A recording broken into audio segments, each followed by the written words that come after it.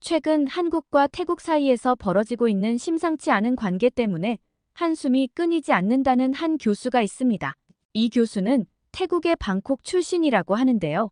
예상치도 못하고 있다가 갑자기 들은 이번 소식에 깜짝 놀라게 되었다고 합니다.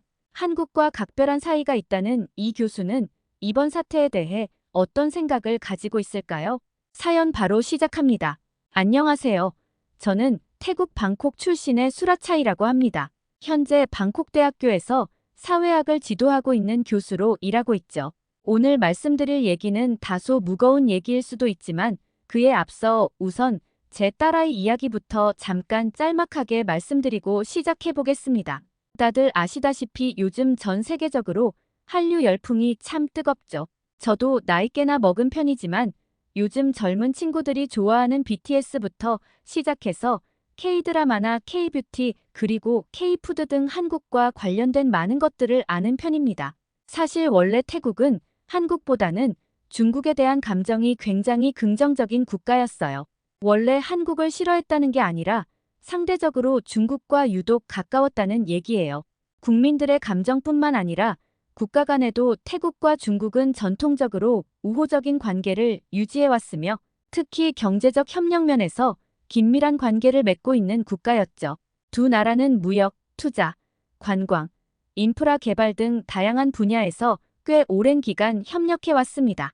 게다가 중국인들이 태국으로 많이 이주해오면서 태국인들과의 통혼이 많이 이루어지기도 했고 거기에 문화적인 교류도 활발한 데다가 태국 상층부에서도 중국계가 많은 탓에 이들의 강한 영향력 때문에 태국과 중국과의 관계는 꽤 깊다고 할 수 있는데요.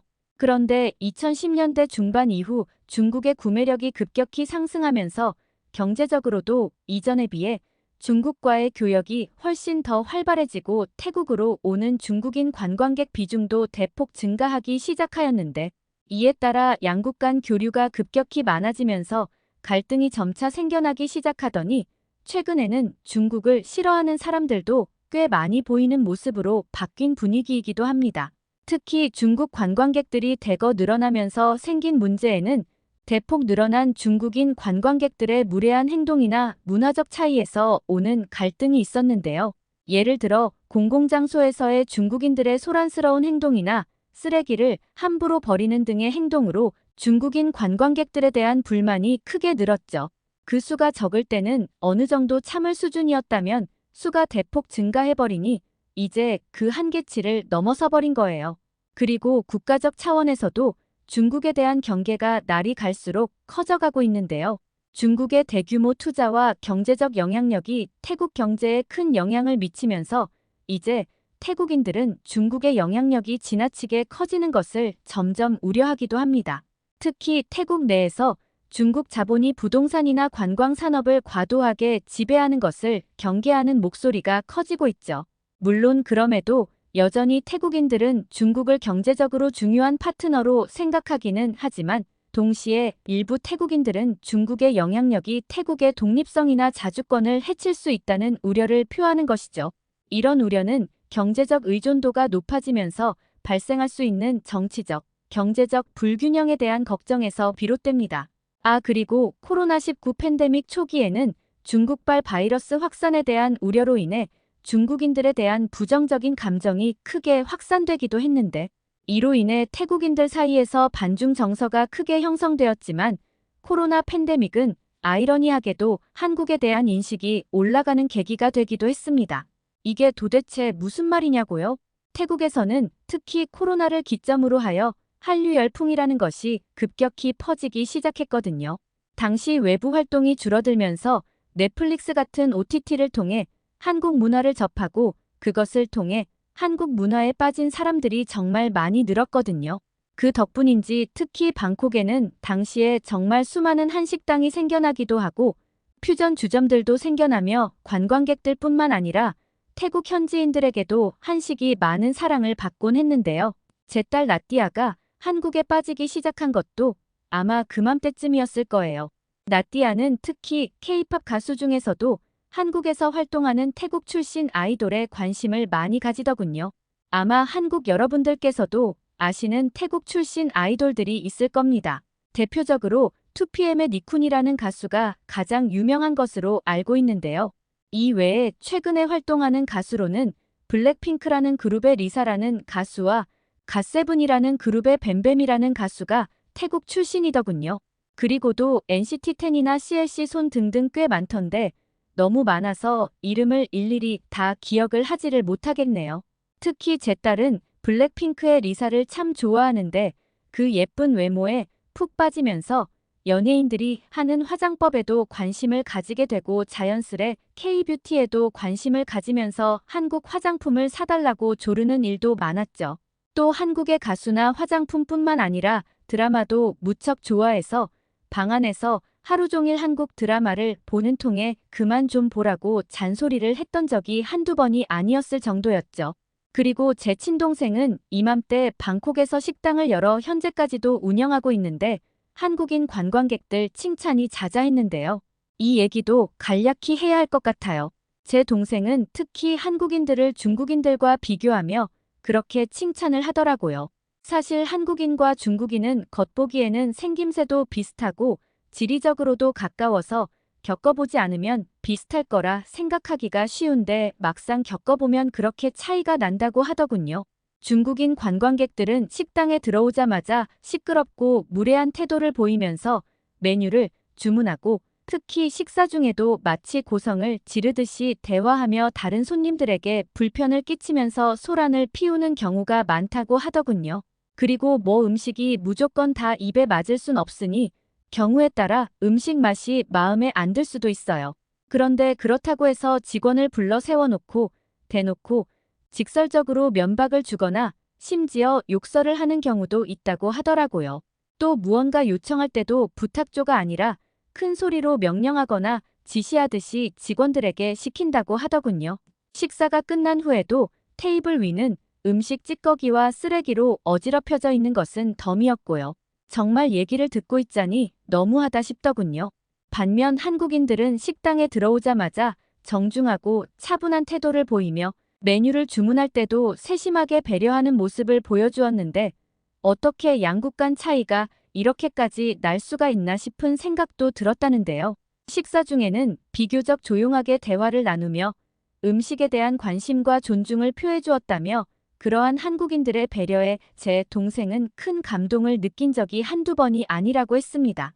게다가 한국인들은 식사 후에도 테이블을 최대한 깔끔히 정리하고 나갈 때까지도 직원들에게 감사의 인사를 전하며 가게를 떠난다고 하더라고요.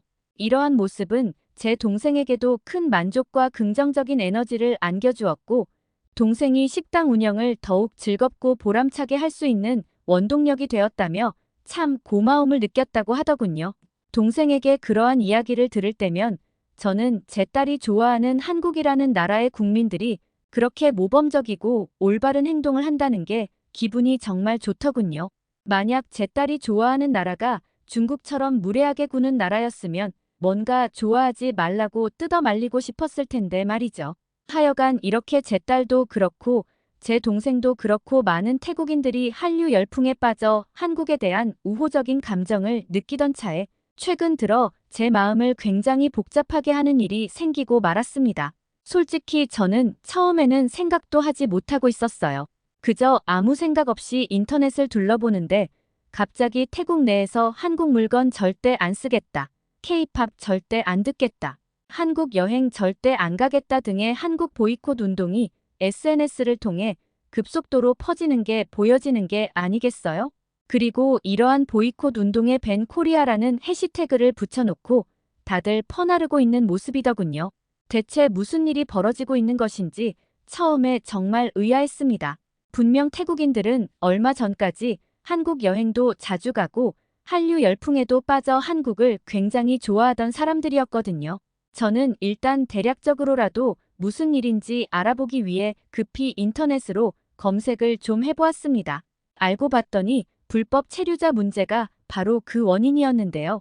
한국에 체류 중인 불법 외국인 중에 태국인의 비율이 상당히 높기 때문이었고 이에 따라 한국이 태국인 관광객들에게 까다로운 입국 심사를 하게 되면서 출입국 심사에서 반환되는 경우가 많아지게 되어 태국인들에게 한국에 대한 반감이 생기게 된 것 같더군요. 저는 여러 가지 복잡한 생각이 들었습니다. 명색이 사회학과 교수인데 참 부끄러운 얘기지만 저는 한국의 태국인 불법 체류자들이 그렇게까지 많은 줄은 정말 꿈에도 모르고 있었습니다. 어느 정도야 있겠다고는 생각했지만 한국에 체류 중인 태국인의 78%가 불법 체류자로 여러 국가 중 압도적인 1위를 차지하고 있는 게 태국인 줄은 정말 몰랐죠. 이는 정말 부끄러운 일이 아닐 수가 없었습니다. 그런데 이러한 문제로 인해 생긴 갈등은 의외로 시간이 지나도 쉽게 가라앉지 않는 모습이었습니다. 저는 평소처럼 출근하여 수업 준비와 학생들의 과제를 정리하는 일상을 보내고 있었지만 최근 태국과 한국 간의 긴장 상황에 대한 끊이지 않는 기사들은 저의 마음을 계속 무겁게 하고 있었죠. 무엇보다도 제 딸이 그렇게 좋아하던 한국에 대한 반한 감정이 격해지고 양국 간 긴장이 고조되는 모습을 보며 제 딸아이가 상처를 크게 입진 않을까 하는 불안과 걱정이 밀려오기도 했습니다. 실제 최근 몇 달 동안 태국과 한국 간의 관계는 심각하게 악화되고 있었고 SNS 등 인터넷 커뮤니티뿐만 아니라 방콕 대학교 캠퍼스 안에서도 이 문제는 꽤 큰 화두가 되기도 했었는데 이날도 저는 한 학생의 연구 과제에서 양국 간 관광객의 감소와 한국 내 불법 체류 문제의 상관관계를 분석한 보고서를 읽고 있었습니다. 그 학생의 보고서에는 한국의 불법 체류자 문제와 양국 간 관광객 감소가 서로 영향을 미친다는 내용이 담겨 있었죠. 사실 이러한 문제는 제게 남일 같지 않았습니다. 오늘 오전 저는 제 친동생에게서 긴급한 전화를 받았습니다. 동생의 목소리는 평소와 달리 굉장히 불안정했죠. 형, 한국 관광객이 급격히 줄어들었어요. 매출이 많이 떨어졌고 예약도 거의 없어요. 앞서 말씀드렸듯 제 동생은 방콕의 중심가에서 식당을 운영하고 있는데 최근 한국 관광객의 급격한 감소가 그의 일상과 사업에 큰 타격을 주고 있었던 거죠. 저는 동생의 걱정이 단순히 국가 간 갈등의 문제를 넘어서는 것임을 직감했어요. 양국 간의 갈등은 개인적인 삶에까지 깊은 영향을 미치고 있었죠. 한국 관광객의 감소는 그의 식당 매출에 직접적인 타격을 주었을 뿐만 아니라 그로 인해 가족의 생활까지 위협하고 있었습니다. 이 상황은 단순한 경제적 문제를 넘어 제 동생의 모든 것이 흔들리는 큰 위기임을 알 수 있었죠. 정말 마음이 아프고 한숨이 푹 나오더군요. 저는 동생과 전화를 끊고 대체 이 문제를 어떻게 해결하면 좋을까 고민하며 인터넷을 켰어요. 그런데 그때 최신 기사 하나가 뜨더군요. 태국 여행협회 부회장의 인터뷰 기사였습니다. 그런데 기사를 읽어내려가면서 저는 경악하고 말았죠. 도대체 사태를 해결할 의지가 있는 양반인가 싶었어요. 그는 한국 방문 태국인이 줄어드는 이유는 한국의 관광 명소가 많지 않기 때문이라고 주장하면서 한국 대다수 여행지는 인기 드라마 덕에 유명해서 잠시 핫할 뿐이며 반면에 중국과 일본은 더 많은 매력과 쉬운 입국, 그리고 신선한 공기가 있다며 중국과 일본에 대해 칭찬을 하며 마치 한국에 대한 복수심을 표출하듯 발언하는 모습을 보여주었습니다. 갈등을 원만히 해결해 나가도 모자랄 사람이 오히려 더 부추길 만한 발언을 하고 있다니 정말 더위를 먹었나 싶더라고요.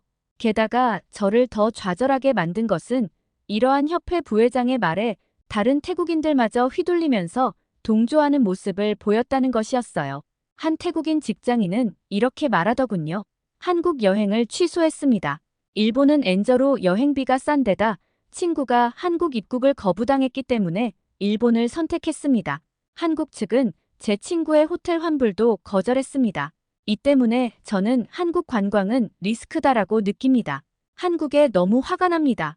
또한 다른 태국인은 중국이 3월 1일부터 태국 국민 비자를 면제한 후 올해 약 120만 명의 태국인이 중국에 갈 것으로 추정하는데 이는 2019년의 2배입니다. 많은 사람들은 한국보다 중국이 많은 관광 명소와 유적지들로 매력적인 곳이라 여깁니다. 여행 비용은 많이 비싸지 않습니다. 또한 유타차이 부회장에 따르면 중국의 4일 여행 비용은 약 22,000바트, 한국은 3만 바트라고 합니다. 일본도 해외 관광객들에게 고평가되는 문화와 역사가 있지만 엔화가 급락해서 한국에 비하여 굉장히 저렴한 선택입니다. 라는 인터뷰를 하였고 인터넷 베스트 댓글에서는 저는 동아시아 모든 나라를 여행 가봤지만 한국이 가장 실망스럽고 서비스도 안 좋고 갈만한 곳과 놀만한 곳이 많지 않아서 저는 여러분이 한 번 정도 가면 충분하다고 생각합니다. 우리는 대개 한국 드라마를 보고 화려한 것을 보지만 막상 가면 실망이 넘칠 것입니다. 반대로 중국과 일본 두 곳은 탐험하고 체험할 것이 매우 많습니다. 특히 중국은 여러 번 가도 안 질리고 여전히 새로우며 4번을 갔음에도 여전히 유명한 곳들을 다 못 가봤습니다. 라는 댓글도 보이더군요. 또한 두 번째 베스트 댓글에서는 한국은 오빠 드라마 시기 덕에 몇 년간 많은 관광을 받았고 지금은 드라마 영향력이 다 떨어져 동남아에서 이제 제로에 가깝고 오직 유럽만이 인류의 고대 도시 유산 속에서 신선한 기후에서 구경하고 즐길 거리가 많기에 관광에 인상적인 곳입니다. 라는 등 많은 사람들이 부회장의 말에 동조하거나 감정이 격해진 상태로 한국 여행에 대해 비난하거나 혹은 취소하고 있다는 소식이 잇따라 들려왔습니다. 저는 이러한 사람들의 격해진 반응과 내용들을 살펴보며 참 씁쓸한 생각이 들더군요. 사실 이와 같은 격해진 분위기는 전형적인 선동의 일환일 수 있다는 생각이 들었습니다. 저는 감정적으로 자극받은 일부 여론이 과장되거나 왜곡되어 퍼지면서 실제로는 한국에 대한 무수한 긍정적인 경험과 우호적인 감정이 감춰지고 있다는 것이라는 생각이 들었습니다. 우선 여행협회의 부회장이라는 사람이 갈등의 표면적인 측면만을 부각시킨다는 것에 대하여 깊은 한탄을 할 수밖에 없었고 대중들은 점점 더 한국에 대한 부정적인 여론만을 확대 재생산해 나가며 이성과 객관성을 잃어가는 것처럼 보였어요. 저는 서로에 대한 이해와 배려보다는 감정적인 반응을 유도하는 이러한 분위기 속에서 깊이 있는 소통과 진정한 해결을 찾아가는 것이 더욱 중요하다는 생각이 들었어요. 실제 논란의 시작은 태국 일간지 방콕포스트가 한국 여행을 갔다가 입국을 거절당한 태국인 관광객의 이야기를 전하면서부터였습니다. 당시 신문은 태국인 가운데 부유층이나 학자들도 한국에서 입국을 거절당했다며 X 등 SNS에서 가장 인기 있는 해시태그가 한국 여행 금지였다고 전했는데요. 그러면서 한국인이 태국인을 인종차별한다는 주장도 그대로 전했습니다. 즉 최초 언론 보도에서부터 문제가 좀 있었어요. 그런데 실제 상황을 파고 들어가 보면 불법 체류 문제는 물론이고 그보다 더 심각한 문제들도 존재하고 있었습니다. 태국인들은 한국에서 마약 유통이나 불법 성매매 행위를 일삼고 있었는데 왜 입국을 거절당하는지에 대한 이러한 이유를 보도에 포함한 기사는 찾아보기가 힘들었죠. 심지어 이러한 강력 범죄 문제는커녕 불법 체류에 대한 문제조차도 기사에 언급하지를 않았어요. 그러니 태국 대중들은 이유 없이 인종차별을 당한다고 선동을 당하고 반한 감정이 생기는 악순환이 벌어질 수밖에 없었죠. 사실 한국 측에서는 이러한 현실 속에서 입국 심사를 까다롭게 하는 것 외에는 달리 방도가 없었던 건데 말이죠.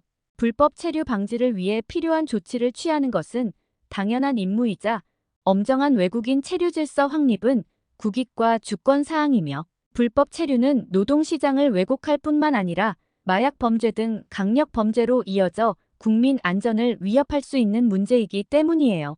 조금 더 구체적으로 찾아본 바에 따르면 한국 체류 태국인 중 합법 체류자는 불과 1만 8천 명에 불과한 반면 불법 체류자는 15만 7천 명이 넘는다고 하더군요.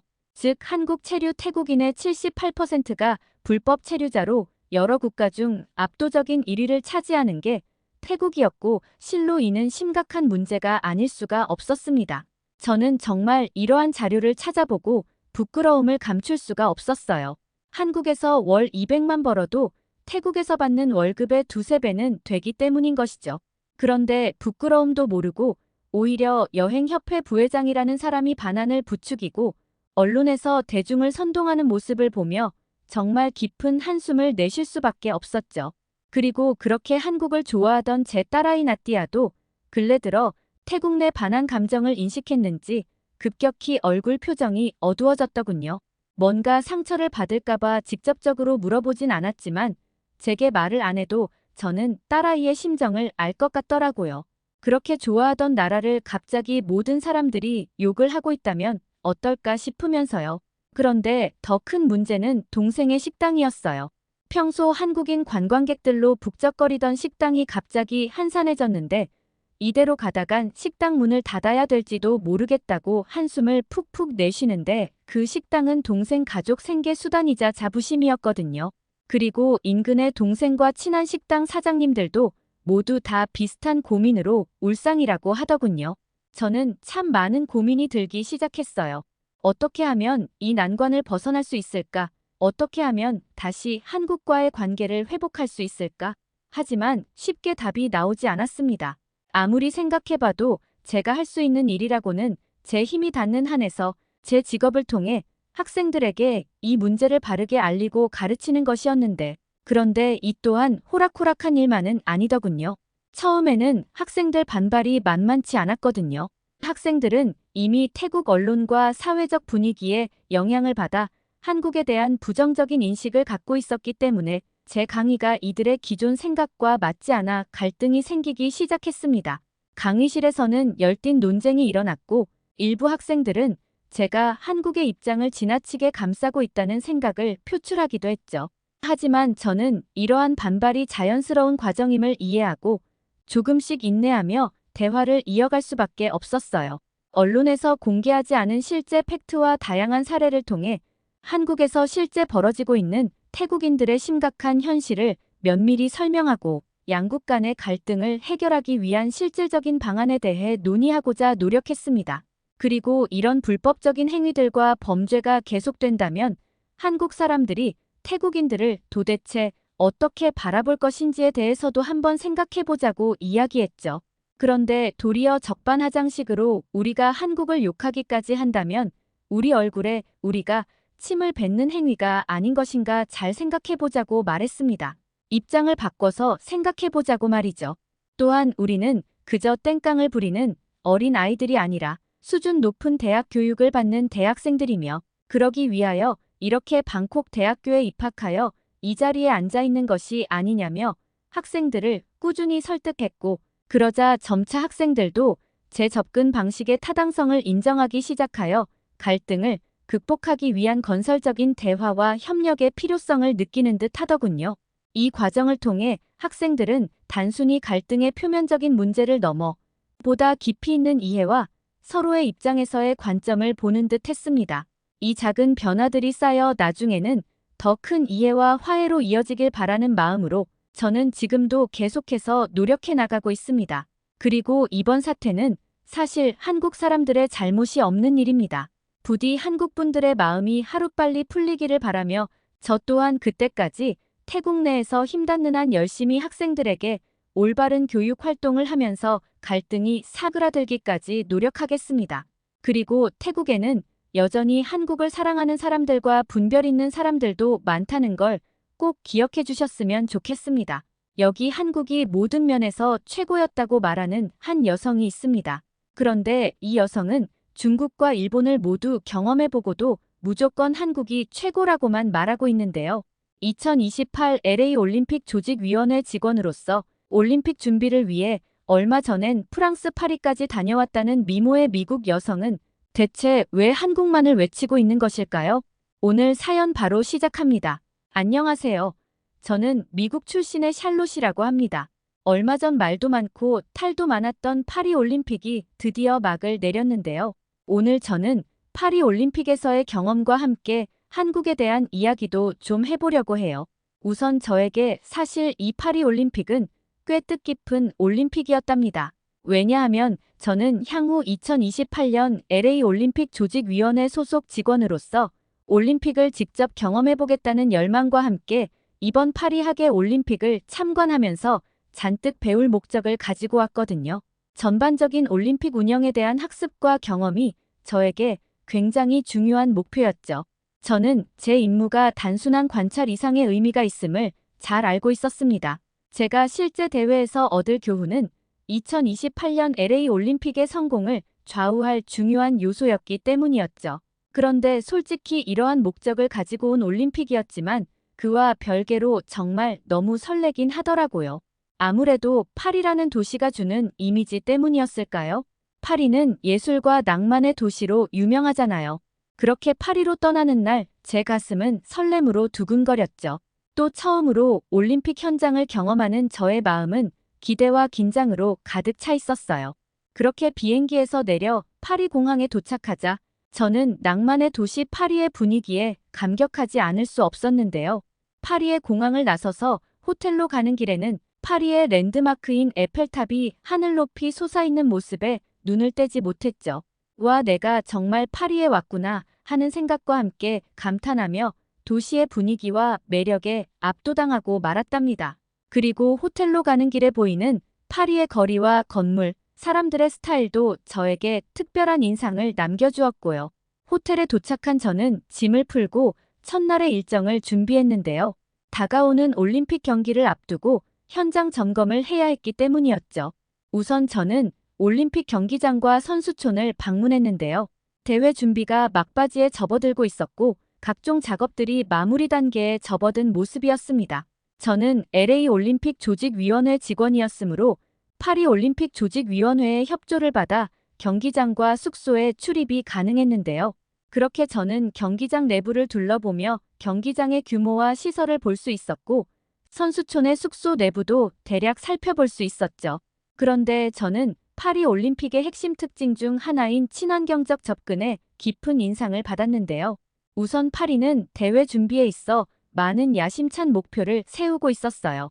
경기장과 선수촌의 설계는 친환경적 지속 가능한 대회를 고려하여 에어컨을 설치하지 않고 또 에너지 효율적이며 재활용 가능한 자재를 사용하고 있었는데 이에는 대표적으로 골판지를 이용한 침대가 있었습니다.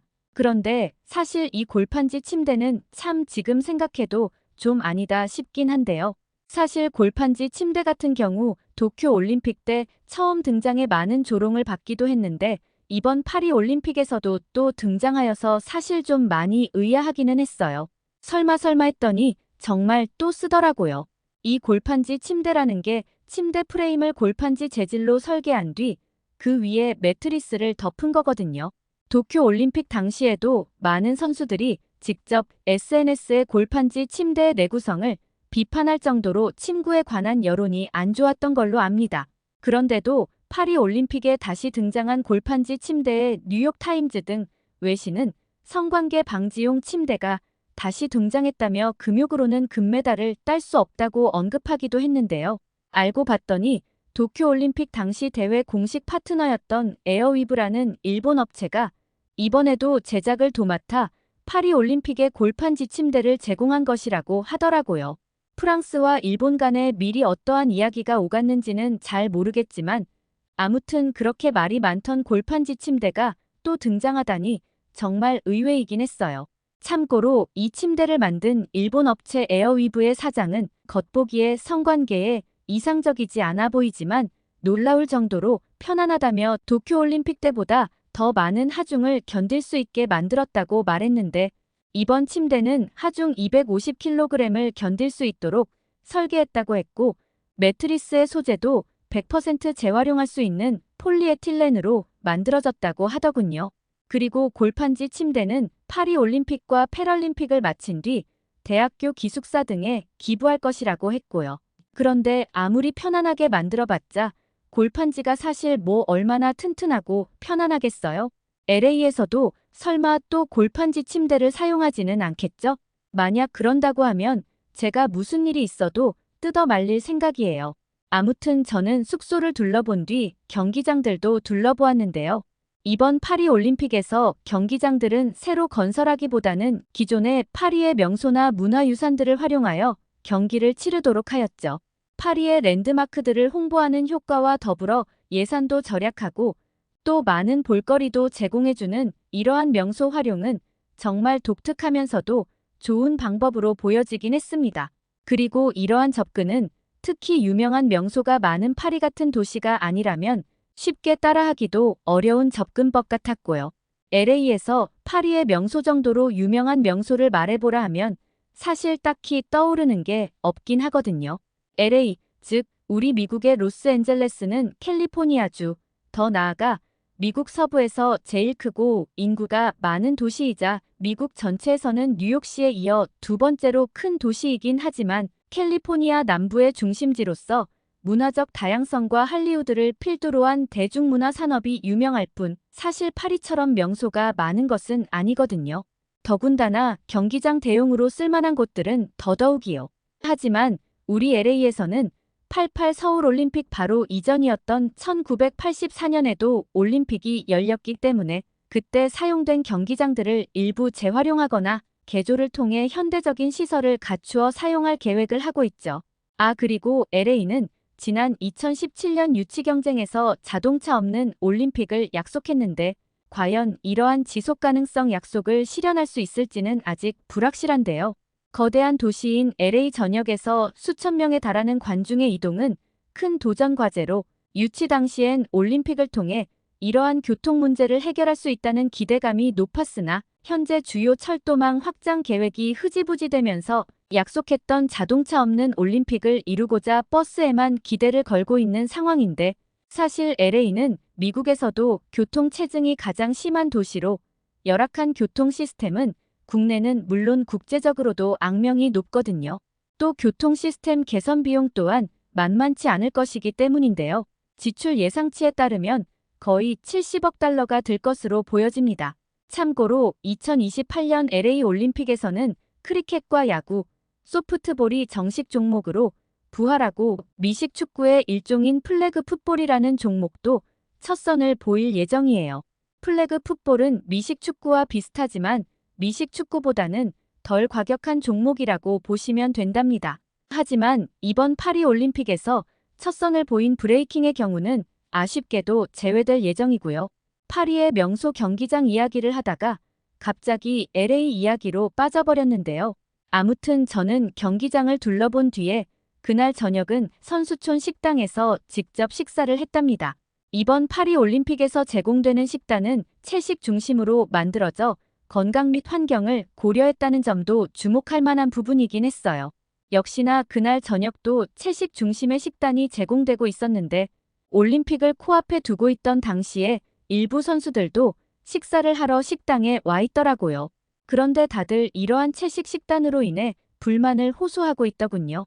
저는 선수들의 목소리를 현장에서 직접 들을 수 있었어요. 그리고 이러한 친환경적이고 급진적인 변화가 실제로 선수들에게 어떻게 받아들여지는지를 확인할 수 있었는데요. 사실 말이 좋아 친환경이지 솔직히 고기 없이 선수들이 어떻게 힘을 낼 수 있을까 싶은 생각이 당연히 들긴 했는데 아니나 다를까 올림픽이 막 시작하는 시점부터 벌써 선수들에게서 이러한 불만들이 터져나오는 것을 보자 저는 이번 올림픽이 생각보다 쉽진 않겠다는 생각이 들기도 하더군요. 이번 파리 올림픽은 전반적으로 친환경을 최우선으로 생각하고 있긴 했지만 실제로 선수들에게는 얼마나 만족을 줄 수 있을까라는 의문과 함께 그렇게 저는 파리가 추진하는 저탄소 친환경적인 접근을 직접 살펴볼 수 있었는데요. 실제 선수들의 요구를 완벽하게 충족시키는 것이 얼마나 중요하면서도 어려운지를 실감했고 친환경적 시도는 좋았지만 실질적인 문제가 뚜렷하다는 것도 느낄 수 있었고요. 본격적으로 올림픽이 시작되고 선수들이 선수촌에 모두 입촌한 뒤에도 파리는 선수촌 에어컨 미제공, 버스 에어컨 미제공, 채식 식단 등의 정책을 고집하며 환경 보호만을 강조하고 있었는데 이러한 접근이 실제로 선수들에게 지속적으로 불만을 유발했다는 점은 저에게 중요한 교훈을 주기도 했습니다. 선수들의 의견을 반영하지 않은 이상적인 목표만을 추구하는 것은 대회의 성공적인 운영에 많은 장애가 될 수 있음을 깨달을 수 있었죠. 그리고 사실 파리 올림픽의 예산은 지난 2021년 개최된 도쿄 올림픽 예산의 4분의 1밖에 안 됩니다. 말이 친환경 올림픽이지 이건 뭐 구두쇠 올림픽인 셈이라고 보아도 되는데요. 총 들어간 예산이 겨우 88억 달러 수준으로 도쿄 올림픽 예산이었던 약 340억 달러의 딱 4분의 1 수준이었답니다. 파리 올림픽에서 들어간 총 예산이 앞서 언급한 LA 올림픽에서 들어가는 교통 시스템 개선 하나에 들어가는 예산과 비슷한 수준이라는 것을 생각해보면 이번 파리 올림픽에서 얼마나 예산을 아껴가며 대회를 치렀는지를 바로 알 수 있죠. 선수들을 희생시켜가면서까지 내세웠던 친환경은 사실 예산 절감을 위한 음흉한 속셈이 아니었나 싶은 생각이 들기도 하더라고요. 또 특히 저는 파리가 이렇게 치안이 안 좋을 줄은 상상도 하지 못했는데 이는 곧 이야기할 한국과 비교가 되어서 더 그런 것 같기도 했죠. 치안 문제들 또한 올림픽과 같은 대형 국제대회의 성공적인 개최와 운영에 큰 영향을 미칠 수 있는 요소잖아요. 그런데 사실 소매치기 정도는 미국에서도 꽤 흔한 편이고 워낙 유럽의 소매치기가 유명하다 보니 그렇게 놀라진 않았는데요. 그런데 강도들이 아예 선수촌 내부까지 침입해서 선수들의 물건을 털어가는 상황이 계속 발생했는데 이를 보니 정말 놀라지 않을 수가 없었습니다. 이건 제 상상을 뛰어넘는 행태들이었거든요. 그리고 주차된 차의 유리를 깨부수고 선수들의 물건을 훔쳐가는 일이나 사람이 타고 있는 택시 안에 있는 물건이 도난당하는 일도 발생했고요. 정말 심해도 너무 심하다는 생각이 들었죠. LA의 경우 미국 내에서는 치안이 괜찮은 도시이다 보니 아마 올림픽이 열리더라도 이런 수준까지 심각해지진 않을 것 같은데요. 파리시도 이에 대한 대책을 강구하지 않은 건 아니었던 것 같아요. 파리의 치안이 안 좋다는 걸 스스로도 잘 알고 있었는지 이번 대회를 치를 때 자국 경찰뿐만 아니라 아예 다른 나라에서까지 경찰들을 불러 모았잖아요. 그런데 그렇게 철저하게 대비를 했는데도 불구하고 이 모양이면 대체 평소에는 파리 치안이 어느 지경이었을지 상상도 가지 않네요.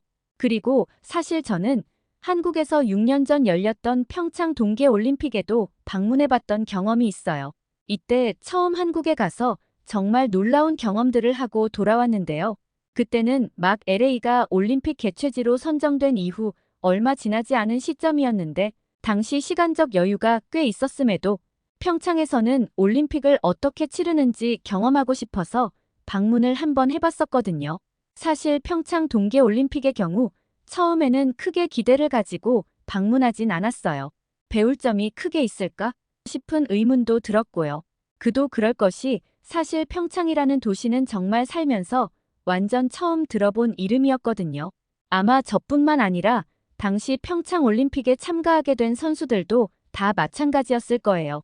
그런데 그렇게 반신반의하며 방문한 평창에서는 올림픽 기간이라 꽤 많은 인파들이 몰리고 사람들이 붐볐음에도 불구하고 강도나 소매치기는커녕 자질구레한 걸 가져가는 좀도둑조차도 보지 못했고 실제 한국인들은 카페에서 자기 물건을 그냥 테이블에 두고 다니는 등 아주 경악스런 장면을 연출하기까지 했는데 그때 그런 걸 처음 본 저는 정말 놀랐거든요. 그리고 실제 그때 당시 그렇게 한국은 너무나도 안전하고 뛰어난 시민의식을 보여주었던 것과 비교해서 프랑스의 치안 상황은 너무도 안 좋아 보였습니다. 당시 한국 평창에서의 전반적인 경험들은 저에게 많은 교훈을 주었고 지금도 여전히 제게 항상 좋은 기억으로 남아있는데요. 당장 떠오르는 것만 해도 평창 올림픽은 일단 개막식부터 한국의 최첨단 기술을 화려하게 뽐냈어요. 특히 기네스북에 오른 1218대의 드론쇼는 첨단 정보통신 기술 올림픽의 시작을 알리는 듯했죠. 이러한 장관을 보며 외국인 선수들 및 관광객들은 연신 감탄을 쏟아냈고 외신들의 극찬이 쏟아지기도 했는데요. 또한 주 경기장 역할을 한 알펜시아 리조트, 그리고 강릉 아이스 아레나와 강릉 하키센터는 다양한 종목을 위해 고품질의 시설을 제공했고 높은 수준의 빙질과 최신 설비가 실제로 선수들에게 굉장히 좋은 평을 받기도 했습니다. 또한 평창올림픽 선수촌은 편안한 숙박 환경과 다양한 식단을 제공하였는데 이 또한 선수들에게 굉장히 높은 평가를 받았고요. 선수들이 불편 없이 생활할 수 있도록 마사지 의자 등 세심한 배려가 이루어졌고 골판지 침대와는 차원이 다른 튼튼하고 푹신한 침대와 특히 추운 겨울 치러진 대회에서 한국의 온돌방 또한 선수들에게 극찬을 받기도 했죠. 또한 당시 평창의 자원봉사자들은 대회의 숨은 영웅들이었습니다. 자원봉사자들의 헌신적인 노력은 선수들과 관중들, 그리고 국제올림픽 관계자들에게 좋은 인상을 줄 수밖에 없었어요. 이들은 대회의 매끄러운 운영과 관중 서비스에 중요한 기여를 했는데 이러한 자원봉사자들의 친절하고 헌신적인 서비스는 한국의 국제적 이미지를 향상시키는 데 많은 역할을 했고 이는 평창 올림픽의 성공적인 개최를 더욱 빛나게 해주는 큰 요소이기도 했죠. 이들의 헌신과 노력 덕분에 대회는 성공적으로 치러질 수 있었으며 이는 이후 다른 올림픽 대회에서도 자원봉사자들의 중요성을 다시 한번 부각하는 계기가 되었습니다. 당시 저 또한 향후 LA 올림픽에서도 이러한 평창 자원봉사자들의 성공적인 사례를 벤치마킹하여 더욱 효과적인 자원봉사자 프로그램을 운영하는 게 좋겠다는 생각을 할 정도로요. 그리고 제가 가장 깊은 인상을 받았던 부분은 바로 선수촌에서 제공되는 식사였는데요. 평창올림픽 선수촌 식당은 밥이 무엇보다 중요한 민족이자 손님 모시고 밥은 제대로 대접해야 한다는 마인드를 가진 민족인 한국인들이 아예 제대로 각을 잡고 준비한 듯한 모습이었어요. 평창올림픽에서는 무려 180명의 요리사들이 420여 종의 음식을 돌아가며 하루 평균 7,000인분을 24시간 제공할 정도로 그간 다른 올림픽에서는 결코 볼 수 없었던 역대급 서비스를 제공해주고 있었는데요. 식단 역시 체력 소모가 큰 선수들을 위한 육류부터 식단을 관리하는 선수를 위한 샐러드나 과일까지 선수별 기호나 종교까지 다 맞추어서 먹을 수 있게 준비하는 등 다양한 식성을 맞추기 위해 최대한 노력을 기울인 모습이었습니다.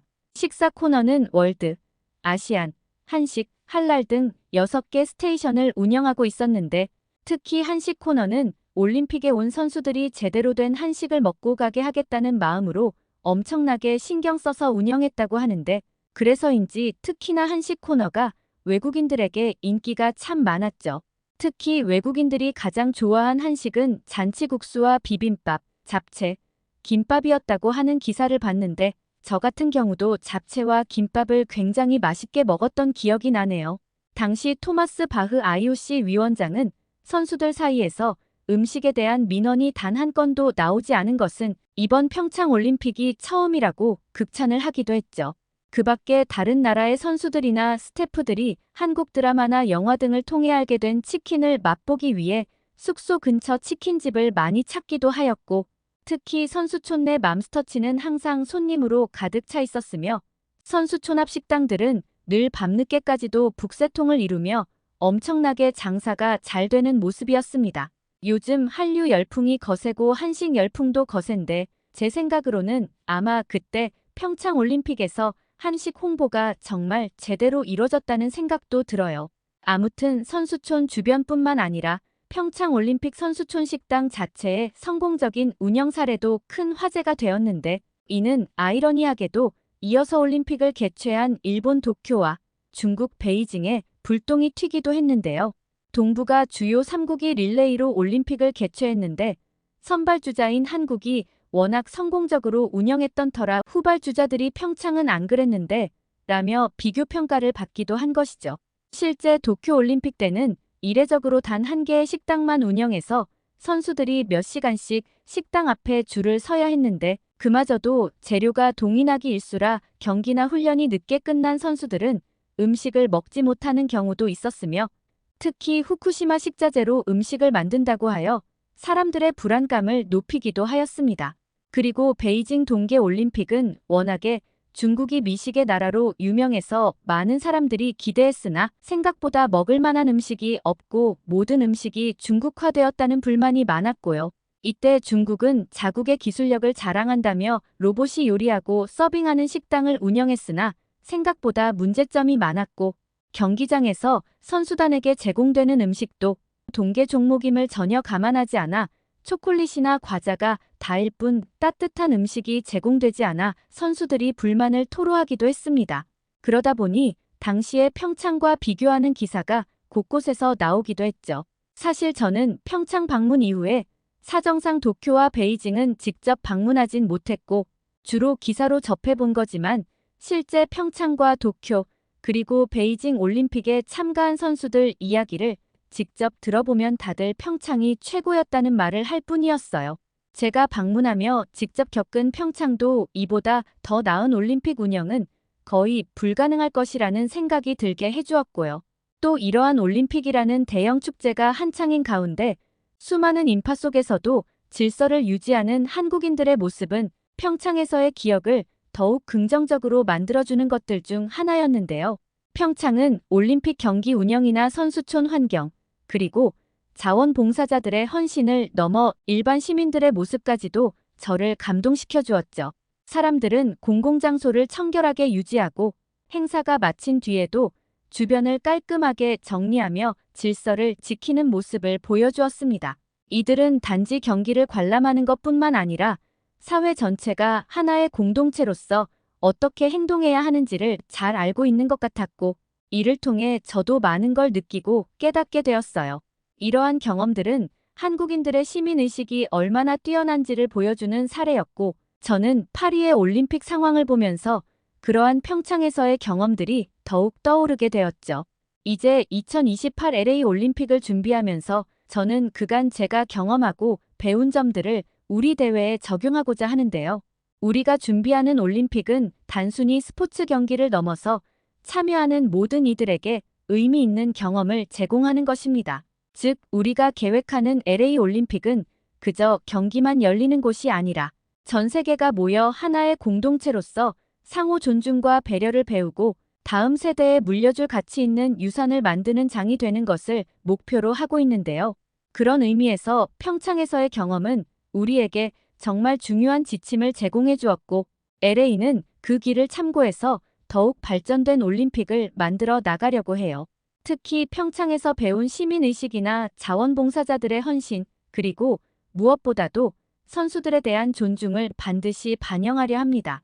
대회의 성공은 단지 경기를 잘 치르는 것에만 있지 않다는 것을 평창에서의 경험이 제게 가르쳐 주었고, 그때 얻은 구체적인 교훈들은 2028년 LA 올림픽이 성공적인 대회로 자리매김하는데 중요한 밑거름이 될 것이라고 생각해요.